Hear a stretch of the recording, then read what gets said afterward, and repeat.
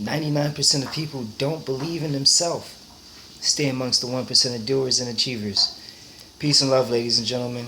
Prince L here with Model Trust Core. Today we're going to be doing a very brief tutorial into structure and business entities. We're going to be looking specifically at the SS4 application, which is the application for employer identification number. But before you get there, you need to understand a few basic things, all right? Things such as the types of businesses that are out there. Now, before you even get started into your employer identification number, all right, you need to figure out just what kind of business you are.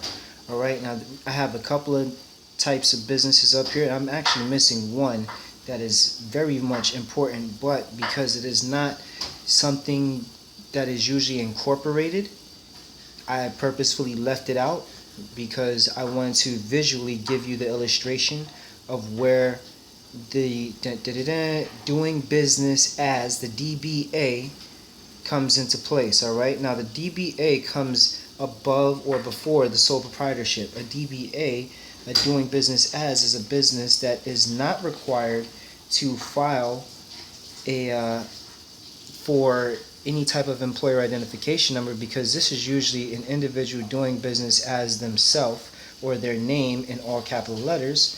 All right, and so, but what they would usually do is they would file a fictitious name, all right, which you can provide your business with a name that stands apart from your personal name or the registered name of your corporation or partnership. All right, so doing business as. Then you also have what is called the sole proprietorship. All right, now the sole proprietorship is the simplest structure. All right, and it usually involves just one individual who owns or operates the enterprise. If you intend to just do business by yourself, or all by yourself, then this structure just may be the way that you want to go. But I also would strongly still suggest that you get an employer identification number. All right, because the expenses and your income from the business are included on your personal tax, specifically the 1040. Your profits and losses are recorded on a form Schedule C. All right, now everybody's going to be doing a lot of Schedule C form filings. All right, it's not just the sole proprietorship, even all the way up to the trust and estates. They will also be doing a Schedule C with a twist. All right, but let's keep going. All right, after your sole proprietorships, you have something that is now starting to raise or rise in popularity, which is the partnership, which is a business that will be owned and operated by several individuals. All right, general partnerships and limited partnerships are the types of partnerships that are there, okay, or in common usage throughout commerce. All right, in a general partnership, the partners manage the company and assume responsibility for the partnership's debts and other obligations. Limited partnership has both general and limited partners. The general partners own and operate the business and assume liability for the partnership, while the limited partners serve as investors only. Okay, they have no control over the company and are not subject to the same liabilities as the general partners. Okay, so they're something to think about. A general partnership, everybody involved has complete and total responsibility, and they're taking that upon themselves. Then you have limited partnerships, which some people are just considering themselves investors, while other people are considering themselves responsible parties. All right, authorized representatives to do business take on those liabilities, and general partnership might just be the easier way to go. Okay, the major advantages of a partnership is the tax treatment it enjoys. All right, partnership does not pay tax on its income, but any profits or losses to the individual partners will pass through. Okay, and you may also want to look into your Schedule K1 of Form 1065, because that's also going to be something that partnerships are going to be using to file their taxes. And we have something called the limited liability company. All right, now the limited liability is, I really don't like the limited liability company. That, like, I will express my bias towards LLCs because LLCs, they're really just a hybrid entity which brings together some of the best features of partnerships and corporations. But like if you're gonna do so, if you're gonna like just enjoy the benefits of a corporation, go full in on a corporation. Just look into a S corporation if you're a person that's born on the land of the United States of America's corporation, or someone who's not. Okay, like, and if you're not, a naturalized or citizen of the United States, or an immigrant to this country, then you'll only be able to file or create a C corporation. Okay, S corporations are for American. Don't ask me why they do that. It's just what they do. But the S corporation, is very similar to the LLC, as LLC offers business owners even more attractions than an S corporation. All right. To understand what an S corporation is, first let me just tell you that it's attractive to small business owners than a regular or C corporation. And that's because it has some of some appealing tax benefits and still provides business owners with limited or with the liability protection of a corporation. All right. With an S corporation, income and losses are passed through to shareholders and are included on their individual tax returns. All right. Owners of S corporations who don't have inventory can use the cash method of accounting, which is way simpler than using the accrual method. Okay. So, something else to take into consideration is under this method, income is taxable when received and expenses are deductible when paid. All right. So let me just tell you one more thing that I really don't like about the LLC. Okay. To set up an LLC, you must file articles of organization with the Secretary of State in the state where you intend to do business. Some states also require you to file an operating agreement, which is similar to a partnership agreement. So if you're going to have to file some form of agreement with the state, which like the state is basically jumping into bed with you, saying that they're going to assume some form of liability on your behalf because you don't want to take all the responsibility yourself. This partnership, I mean, you might as well just form a partnership, instead of doing a limited liability company and only taking limited liability. All right, like and that brings me to something called a limited liability partnership. All right, which is general partnerships with limited liability. Partners are liable for their own malpractice and not that of their partners. All right, so usually people who take on these types of structures, these limited liability partnerships, are your professional practitioners, such as doctors, lawyers, and other people of the sort.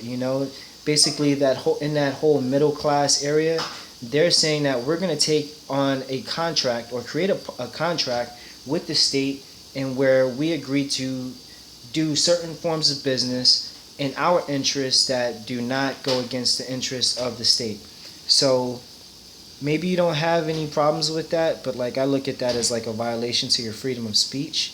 Something changes with the state, they change some laws, you're basically bound by partnership to continue to acquiesce or agree if you want to continue to do business with them. So I'm not too keen on that. All right, but other ways that you could go ahead and continue to do business are through your corporations. As we said before, or as I said previously, you have your corporations and your S corporations. Okay, I didn't talk much about the corporation, but it is usually a more complex and expensive process than most other business structures. All right, it is an independent legal entity separate from its owners, and as such it requires complying with more regulations and tax requirements. Hello. It's not personal. Okay, the biggest benefit for a business owner who decides to incorporate is the liability protection he or she receives. A corporation's debt is not considered that of its owners, so you are not putting your personal assets at risk. All right. You can retain some of your profits without the owner paying tax on them. All right. Another plus is the ability of the corporation to raise money, sell stock, or to raise funds. Corporations are also continuously, indefinitely, even if one of the shareholders dies, sells the shares, or becomes disabled. So this is business immortality, ladies and gentlemen. Your business can live on even beyond the life of you. So like, let's say that you create a product and you're in your niche, you're the top of the top, the creme de la creme of your niche, and you're just getting it, you're crushing it, you're hustling for it every day, every night, and every time in between. And hey, it's a profitable thing. It benefits your heirs, your children, your loved ones, those beneficiaries and participants involved in your life and in your livelihood. But I'm going a little back. Hold on. Go back. I went a little too far. You know, but basically, you can pass that on to your children. Okay, so let's see what else we got. Also, one strategy to help soften the blow of double taxation is to pay some money out as a salary to you and any other corporate shareholders who work for the company. So that's also definitely a major plus to a C corporation over an S corporation. S corporation is just easier to file, but you're still filing like a little, like, an additional form 1120 in order to register your business as a sole, as an S corporation. That's a major message. Major key alert, all right? You also have what's out there as the nonprofit organizations. Now, these organizations generally enjoy an exemption from taxation per their agreement, or rather per their application, all right? Like, so here's a major key. 501c3 organizations from inception, from its application, are automatically presumed to be exempt from taxes. However, if you would like to give your potential donees the security of knowing that their donation made to your nonprofit organization is exempt from taxes, they also recommend that the nonprofit organization files a Form 1023, which is application for 501c3 tax exemption status. That's a federal exemption, okay? You have your state exemption, or your nonprofit is already a state exemption, all right? So you don't have to really do anything, especially if you're just like only doing business within the state. If you're going to be doing business interstate and internationally, then perhaps maybe then alone do you want to go about that process of filing a 1023, paying the additional $400 in order to be recognized as a tax exempt, federal tax exempt entity, all right? Which, once again, ladies and gentlemen, when you pay that fee, I just want you to be aware, I like making informed decisions, okay? If you have nothing to do with politics, or if you feel that your business will continue to operate without any type of government regulation, then sure, go about the process of filing your 1023 form and jumping into that whole silence by consent, acquiescence portion of doing business, and saying like, hey, I want you guys to give my clients the security of knowing that their benefits are exempt from taxes, and in exchange, I'm going to go ahead and not say anything about any type of political party, or if it's within my power to persuade the people from making a damaging decision in regards to how our people or our populations of peoples are being governed, and yeah, you may want to just really just think about what it is that you're doing, okay? And just make the responsible decision for yourself, okay? You have other options as well, okay, such as the trust and the estate, okay? Now, a trust is an exempt entity from inception, just like a 501c3 organization. You also are going to be dealing with gifts and donation taxes with your trust or your estate. Now, the difference between a trust and estate is that a trust is, you have two types of trust. You have revocable, well, you have actually multiple forms of trust, but I'm going to keep this simple, okay, for this this demonstration. All right, you have a revocable trust, and then you have an irrevocable trust, and those can be for individuals, or they can also be for businesses, okay, because corporations can own trust as well as individuals. But the difference is that a living revocable trust is a grantorship trust, okay? Meaning that it was made by a living, breathing, flesh and blood child of the Creator, okay? This person, not a person, because person is also synonymous with entity, corporation, so on and so forth, all right? Now, the people who create trust are saying that they are everything that the trust is doing is for commercial reasons only, and in the interest of the heirs, the beneficiaries, and those participants in the future. All right. However, what you got there is also a living will. Okay, this is basically an individual creating a will while they're still living, breathing, flesh and blood, animated, all right, and of sound mind and body. Okay, they're conscious and they are not incapacitated to make a decision in regards to how their estate, which is their deceased account or their deceased living will be passed on to their heirs, beneficiaries, and participants. Okay.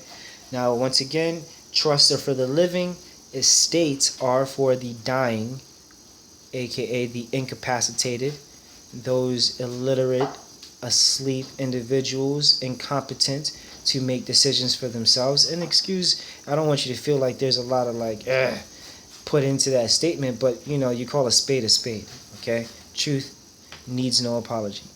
All right.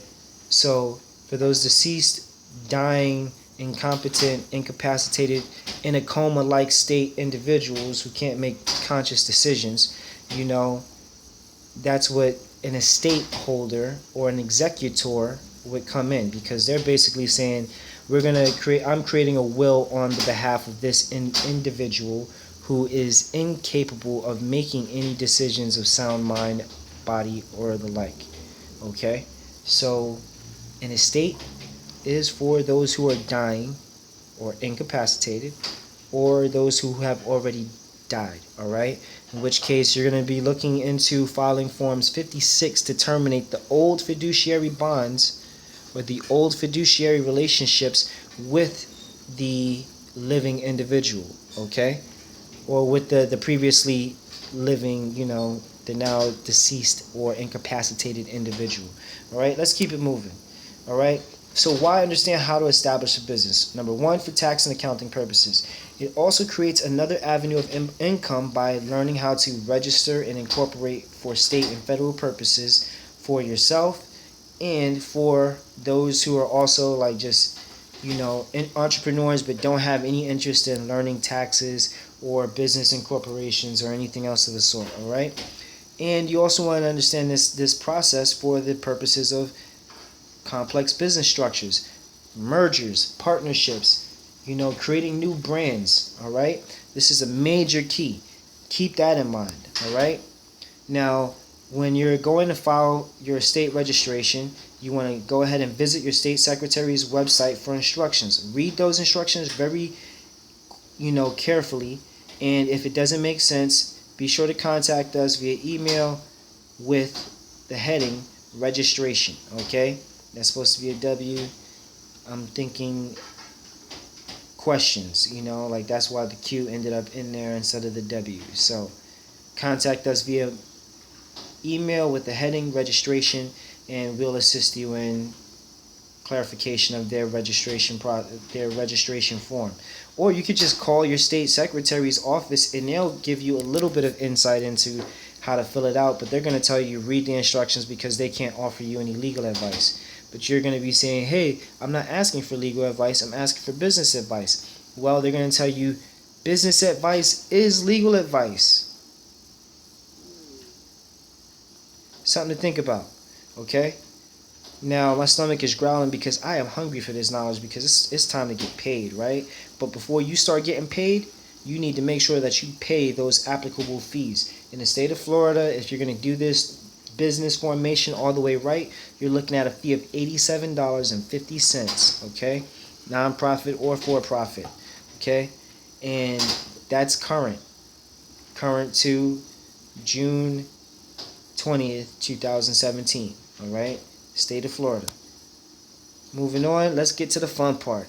Here's where it all this information starts getting very, very intriguing.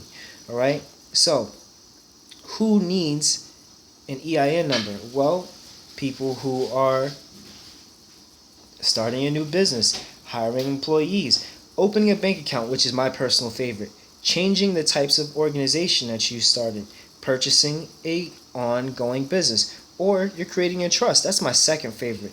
All right, creating a pension plan as a plan administrator. That's my third favorite. Created a pension plan as a plan administrator. Is a foreign person needing an EIN to comply with IRS withholding regulations. That's my fourth favorite because some of us don't have social security numbers, but that's a whole nother discussion. All right. Here's my fifth: is administering an estate. Is a withholding agent for taxes or non-wage income paid to an alien. That's very giving me chills right there. All right. Is a state or local agency. Is a single member LLC, which we are not doing. Is an S corporation, which quite frankly I would suggest you go about considering that if you don't know, if you just aren't confident in creating a trust or an estate. All right, because I mean, if you're going to take advantage of the system, you might as well take advantage of the system in the best way. Now, I'm not giving you legal advice. I'm not even giving you business advice. I'm just telling you something that I did in regards to my own personal, inquiry and investigation. And hey, I'm a tax preparer. Okay, so that's my decision as a tax preparer. If I, as a tax preparer, would do it like that, maybe you might want to investigate and look into it for yourself. All right. Now, if you don't currently have an EIN, you may want to get one. Okay, even as a DBA, even as a corporation, C corporation, even as a trust or estate, common law businesses. Hey, that's all fine and dandy, but you want to have certain legal protections in place or recognizable based on your application process alone. This is what you're calling. This is like your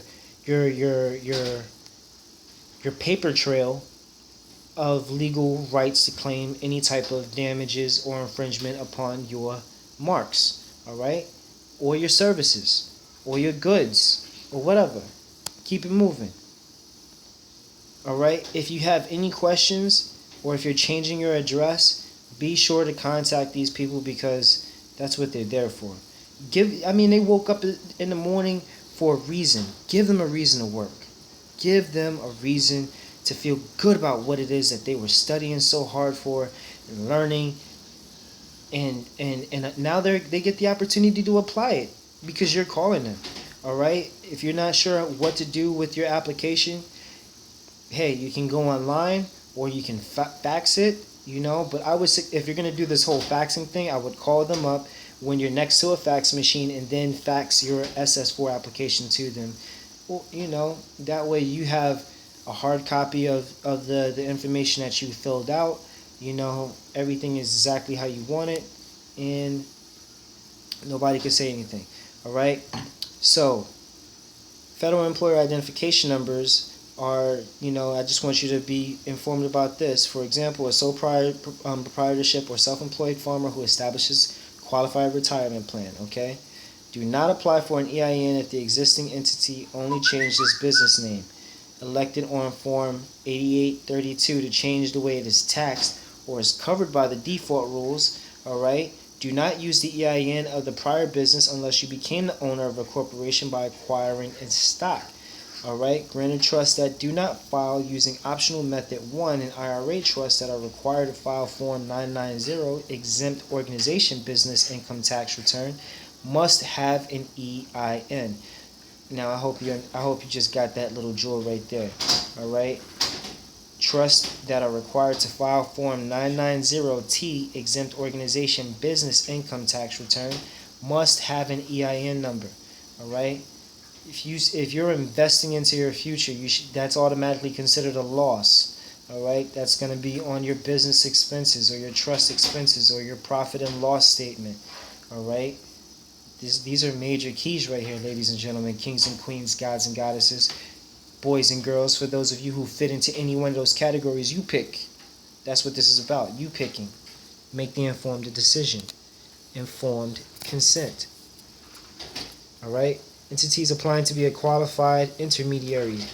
All right. And some other goodies right there. This is the form. Let's get into this form. SS4 application for employer identification number. All right. You see, there's this box over here in the top right.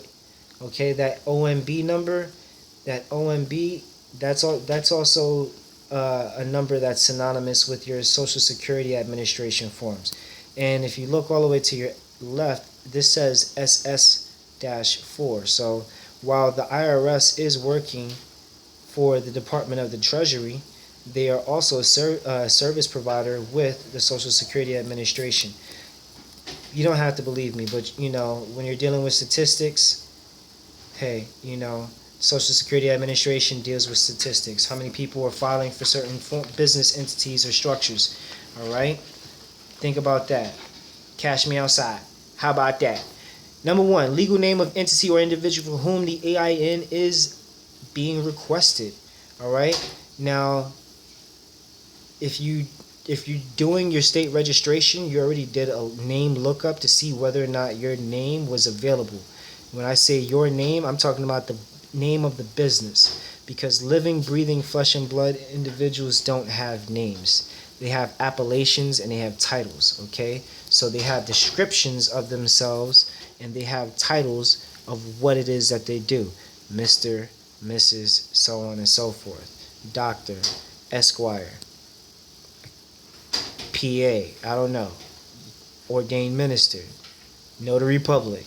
You get me? Those are titles. Those are positions. All right?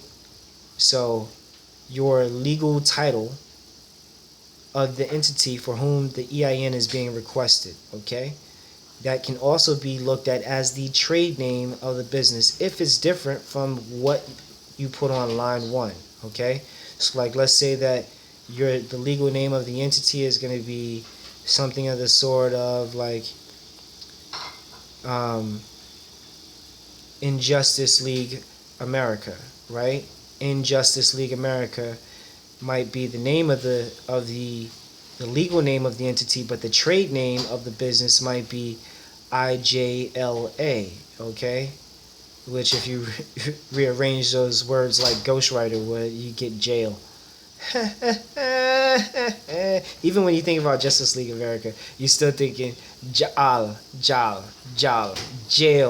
Okay, so don't put yourself in jail by not reading these instructions, okay? Because if you mess up even on your EIN number, you're giving them proof as to what it is that you're trying to do. They don't want to be, and if you fill this application out online, they're telling you they are not for the funding of terrorism. So your application, this can and will be used against you in a federal court of law. All right, you need to recognize what's going on. All right, now box number 3, executor, administrator, trustee, care of name. All right, maybe you're going to be just doing your DBA, so the legal name of the entity might be your name, or your appellation, right, taken from uppercase, lowercase, and placed into an all capital letters, all capital letters, all right, capital diminutio maxima, all right, which is the lowest status position, all right. So you put your living, breathing name into a low status slave name because it's for business. A slave is for work, okay. Masters they work the slaves, okay. They get the energy of the slaves, all right. They're controlling the energy of the slaves, all right. So if you're an executor, you're controlling the estate. If you're an administrator, you're controlling the corporation. If you're a trustee, you're controlling the trust. If you're in care of, you're controlling or you're operating the tribal entity, or you're a certain individual or another, okay. So then you put your mailing address, you put your city, all right, If you're gonna put a zip code, or you know, familiarize yourself with what the zip codes may or may not do, depending on, like, for credit purposes, because your zip code will also identify you as being within a certain taxable or taxed bracket of business. All right, so then you also want to put down who is the name of the responsible party and the social security number of that responsible party. Okay, so if you're an American, naturalized citizen, or just a national, then you're going to put down the number that is attached to the bond that was issued at birth. All right, that being the social security number.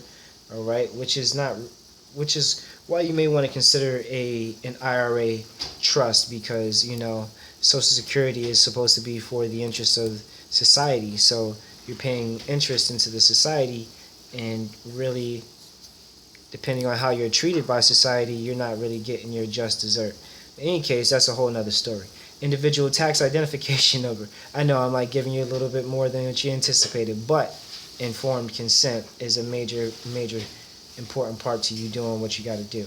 Your employer, or you also have your ITIN number. That's for those foreign nationals, from other lands or other recognized corporations. All right, and then you have your employer identification number if it's a business applying for another application, or filling out another application for employer identification number for another business. Once again, this creates a more complex structure for those of you who are maniacal, living, breathing individuals. I'm a little high on this information. Keep it moving. All right. Is this application for a limited liability corporation or a foreign equivalent? I don't know. You're going to need to make that decision. All right. If the answer to A is yes, was the LLC organized in the United States? I don't know. You're going to have to make that decision. But if it's formed in the United States or organized in the United States, that you would check the box yes. Okay. Now, number 9, type of entity. Caution, if 8A is yes, see instructions for the correct box to check. Because if you put in yes for box A, all right, they're going to tell you that you cannot apply for S corporation status. So you can't do that thing where you pass your liabilities over, only to the individual who's taking on responsibility and just making an investment. No, it don't work like that, partner. It don't work like that. Not at all.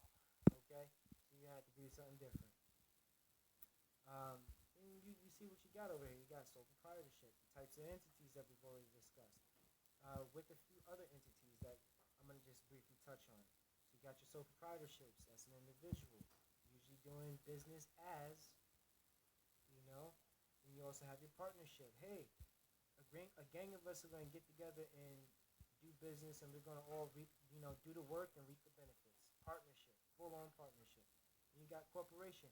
Hey, I want to take on responsibility for what it is that my business is about to do, and I may just sell stock. Okay, so if I'm gonna sell stock, I'm gonna be looking into certain S corporation filings. All right, personal service corporation. I didn't touch on this. Now, personal service corporation can be your accountant, your could even be your lawyer. It can be your tax agent. All right, so like these individuals would definitely be looking into a PSC, homie, personal service corporation. All right, not to be confused with the you know early 2000 rap group headed by Ti called PSC, Pimp Squad Click. But shout out to Pimp Squad Click. They was getting that money in that certain kind of way. In every kind of way that they could think possible. Moving right along, the church. Because we ain't gonna mess with the church's money. The church or the church control organization. You see that or word there. All right, you can be a church or you can be a church controlled organization. Church is also synonymous with temple, synagogue, mosque, or any other spiritual um, building or edifice of worship. All right.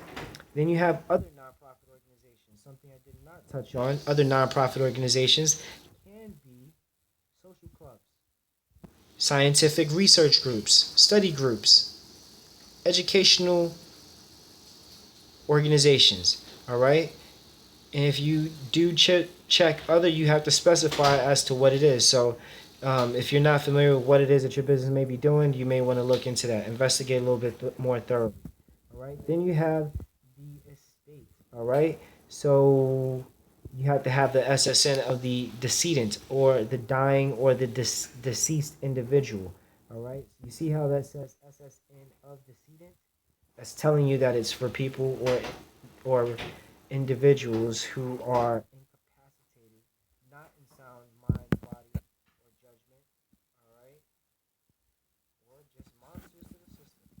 All right. Plan administrator. We briefly touched on that. I briefly discussed that. That's for also like an estate, but not many people utilize this form of entity.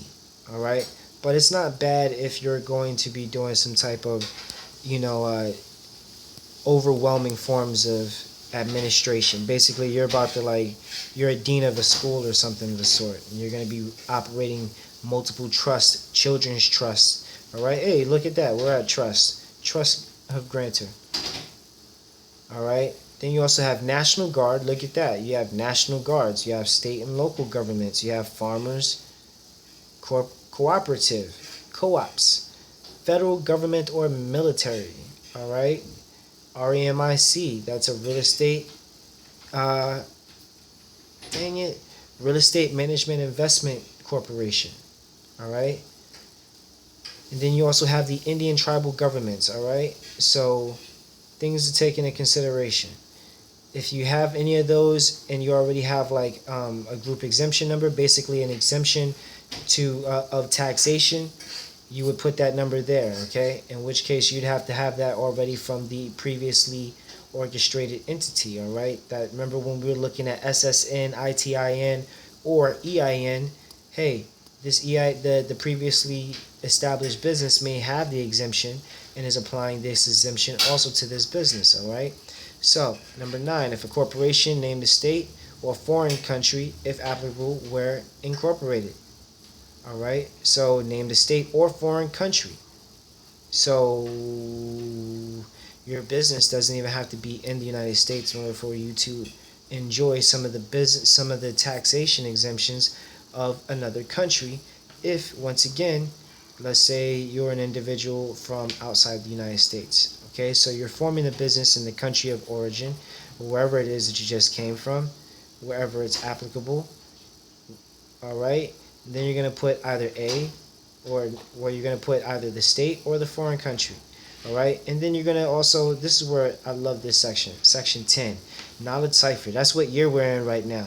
Knowledge cipher. We're in a 10 year. You can get it? You're in a 10 year. We're at 10 year.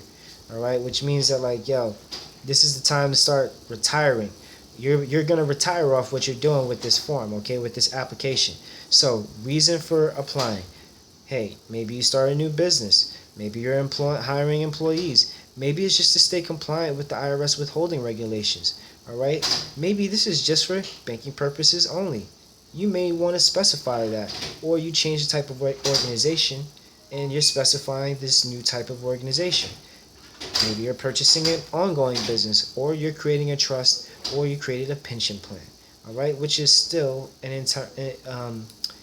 individual retirement account. All right, look into an IRA retirement plan. All right, so let's keep it moving. Date the business started. You already know what date that is, but you also want to say that the closing month of the accounting year will be in December. All right. So like let's say that you're like right now we're in June. If you start your business in like say November of this year, it would be my recommendation to just like incorporate your business, or it'll be the closing month of the accounting year, so it'll still be in December, but it will have started, all right, beginning on January 1st of the year. All right, which is also a very important date for a number of reasons. All right, not only is it the beginning of the Gregorian calendar, all right, But January 1st is also the second time that the Emancipation Proclamation was issued out to the public, the populations that were formerly enslaved by American corporations' definitions. All right, so in which case all they did was just transfer it from, like, and these physical forms of bondage and indentured servitude into voluntary servitude. So now, like, if you want to be taken care of by the state, or like, because you're a ward of the state, or you're incompetent to make decisions for yourself, then what you'll do is you'll just let somebody else just do it for you, and you'll be comfortable with just taking any old thing, right? Any old thing. You don't care about that, but that's not what we're discussing at this moment. That's a topic for another discussion. Highest number of employees expected in the next 12 months. Hey, if it's just you, put yourself down. Put one down in the box of other, unless you fit into the agricultural or household categories, all right? So, like, if you have a family business, maybe this is a family business. How many people are in your household? If you expect your employment tax liability to be $1,000 or less in a full calendar year, and you want to file Form 944 annually instead of Forms 941 quarterly, check here. But if your employment tax liability generally will be greater than $1,000 or less, if you expect to pay $4,000 or less in total wages, if you do not check this box, you must file Form 941 for every quarter. If you do not check this box, you must file Form 941 every quarter. I like the idea of filing your taxes every quarter, because that means that you stay current and you stay consistent and up to date with your business accounting. That means whatever your profits and your losses are going to be throughout the year, you don't have to wait till the end of the year to get your tax return, okay? Get your return back on the overages that you are paying to the federal government on a quarterly basis. Get what you are owed, okay? If you're going to be owed. But if you're going to owe, maybe you just want to file once a year. Something to think about. First date and wages of annuity were paid. Hey, if your business is being formed after October, my recommendation, incorporate your business January 1st of the next year, all right? Check one box that best describes the principal activity of your business. Health and social assistance, wholesale agent, construction, real estate, rental and leasing, transportation and warehousing, finance and insurance, accommodation and food service, other, wholesale, other, retail. Make a decision. Make that informed decision. Indicate principal line of merchandise sold, specific construction work done, products produced, or services provided in section 17. Like, if you're doing medicine, put medicine. If you're doing massage therapy, put massage therapy. If you're doing media, or put it down. Put whatever service it is that you're going to be providing. Education, you're going to be doing education. You're going to be providing, you're going to be teaching people how to do stuff, even if it's just through your blog. That's education. All right, so something to think about. And don't complicate these things, because believe me, the more you complicate these things, that's exactly what's going to happen. You're going to have this whole jacked up system on your hands.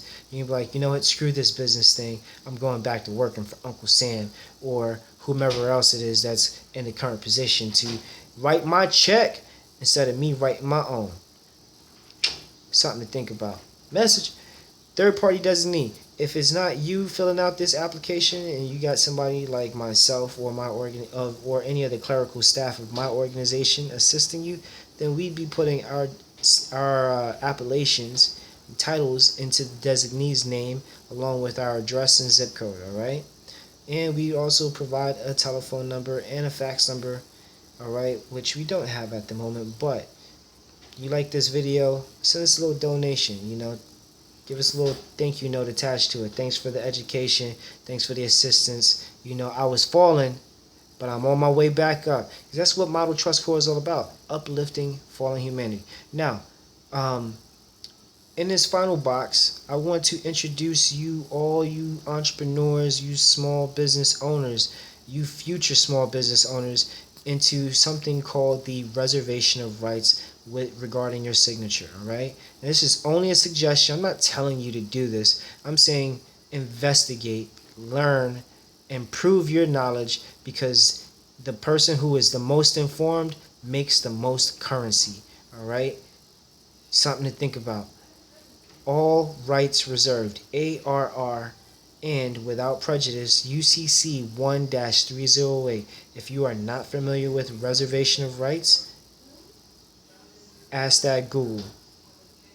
Check on that Google thing, all right?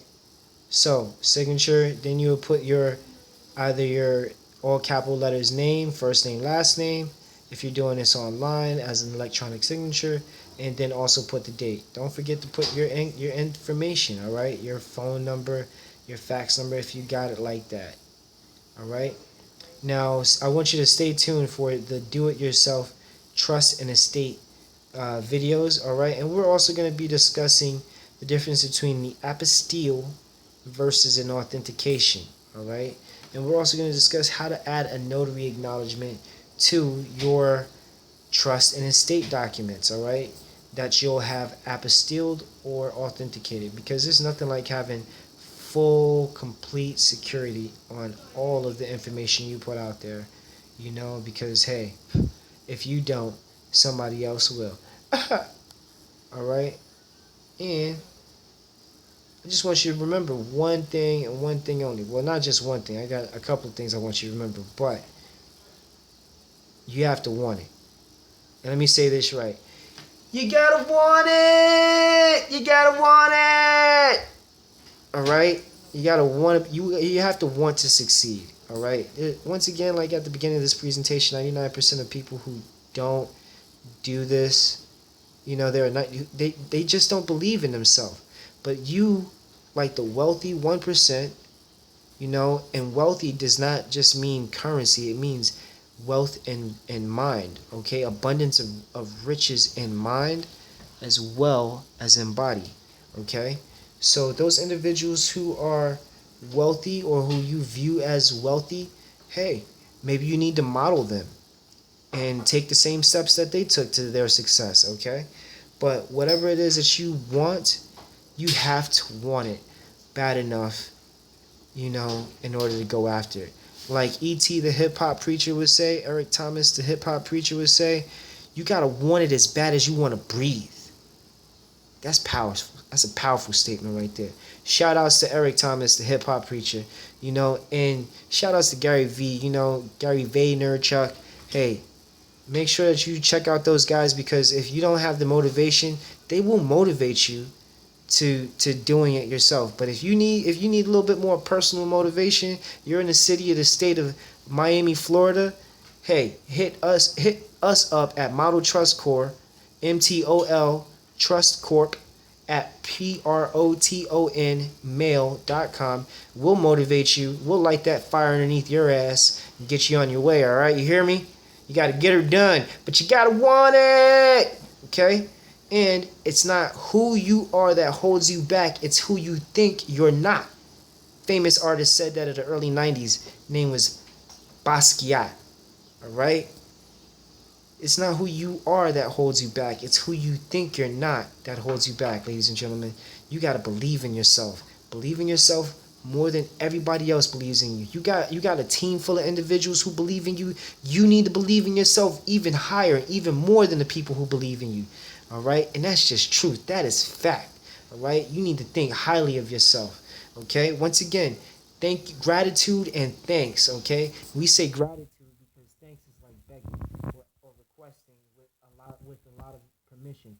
But you can't understand that's just not making sense.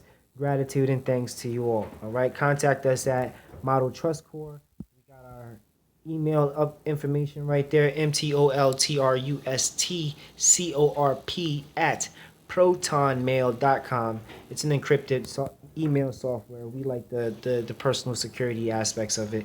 And you can also check out our website with our different number of services, from education, motivation, holistic services, to also publishing and trademark services. Okay, so also if you like, you can also give us a call at 786-509-8288. We're here for you. We are here for you, uplifting fallen all humanity. Peace.